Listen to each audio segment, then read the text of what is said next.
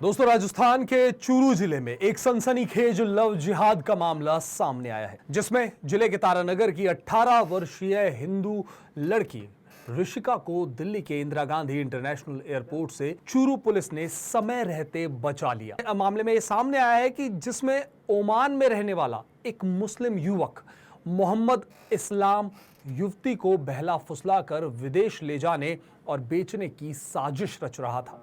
लेकिन इससे पहले कि चूरू पुलिस, दिल्ली पुलिस और दूतावास के सहयोग से फ्लाइट के ओमान के मस्कट के लिए उड़ान भरने से ठीक पहले ही युवती को सुरक्षित बचा लिया गया है।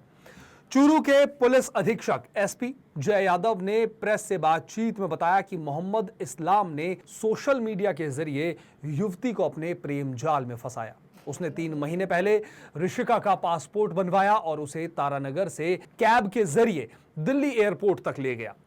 आगे एसपी ने खुलासा किया कि युवक का इरादा युवती को मस्कट ले जाकर बेचने का था, लेकिन पुलिस की सतर्कता से इस खतरनाक साजिश को नाकाम कर दिया गया। एसपी ने क्या कुछ कहा इस पूरे मामले को लेकर, चलिए आपको सुनाते हैं। बहुत ही गंभीर घटना सामने आई। एक बच्ची है तारानगर की रहने वाली। इसको सोशल मीडिया के थ्रू एक व्यक्ति है, शख्स है मोहम्मद इस्लाम, इसने बच्ची को अपने जाल में पहले फंसा लिया।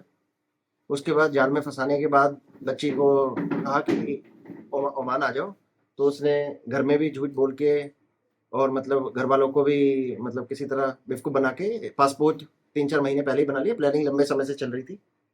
फिर ये शख्स जो है मोहम्मद इस्लाम, जो बाहर अरब देश में रहता है, ओमान में मस्कट में रहता है, इसने लड़की को, जब इसका पासपोर्ट बन गया तो लड़की को बोला कि तुम्हें ओमान आना है और अपने घर से सोना चांदी भी लेके आना है, मैं तुम्हारी टिकट भी करा दूंगा और तुम्हारे लिए गाड़ी भी करा दूंगा घर से एयरपोर्ट तक जाने के लिए, और वहाँ ओमान में फिर एयरपोर्ट पे मैं तुम्हें रिसीव कर लूंगा। तो लड़की बिल्कुल इसके झांसे में फंस गई।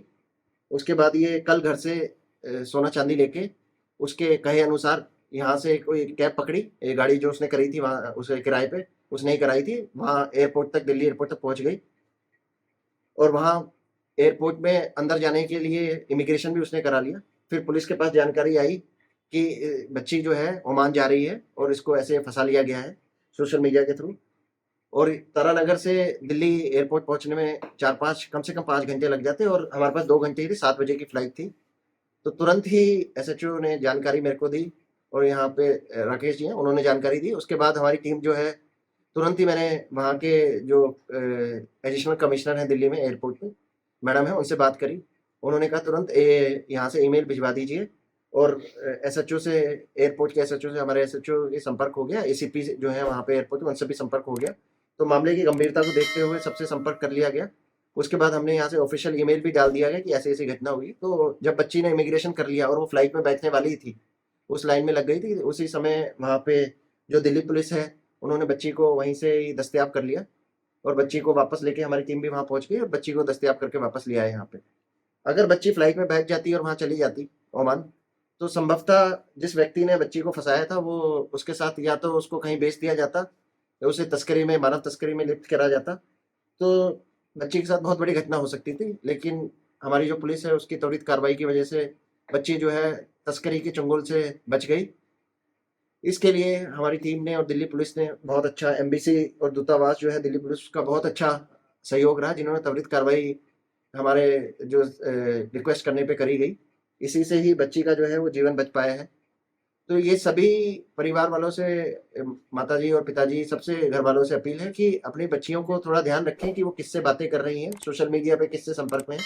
क्योंकि कई लोग ऐसे जो है विदेशों में बैठे हुए हैं, वो बच्चियों को ऐसे, जो कम उम्र की होती हैं, 18 साल की या उससे कम होती हैं, उनको ऐसे ही अपने जाल में फंसा लेते हैं। फिर किसी तरह करके उनको विदेश बुला के उनके साथ तस्करी में लिप्त कर देते हैं। उनको वहाँ मानव तस्करी कराई जाती है, उनको फंसा दिया जाता है, कहीं भेज दिया जाता है। तो बच्ची के साथ बहुत बड़ी घटना हो सकती थी, जो सभी के सहयोग से, दिल्ली पुलिस, एम्बेसी, दूतावास और चूरू पुलिस के सहयोग से और तारानगर की पुलिस के सहयोग से बच्ची बच गई और सकुशल वापस आ गई है। अब ये जो व्यक्ति है इस पे भी कार्रवाई करी जाएगी, जिसने बच्ची को ऐसा फंसाया और सोना चांदी लेके वहाँ पे उसको बुलाने के लिए उसने सारे प्रेरित किया बच्ची को वहाँ जाने के लिए। इसके लिए हमारी टीम ने बहुत अच्छा काम किया है। टीम को भी जल्दी सम्मानित किया जाएगा जिन्होंने अच्छा काम किया। भविष्य में इस तरह के अपराध की पुनरावृत्ति? सर, हम साइबर जागरूकता अभियान हमने चला रखा है। लोगों को खूब जागरूक कर रहे हैं कि सोशल मीडिया जो भी है उसमें किस चीज़ आपसे संपर्क कर रहे हैं, किससे बात कर रहे हैं, आपके जो बच्चे हैं, छोटे बच्चे हैं, वो 17 साल के, 16 साल के, उससे कम हैं, 18 साल के हैं, जिनको अभी ज़्यादा समझ नहीं है।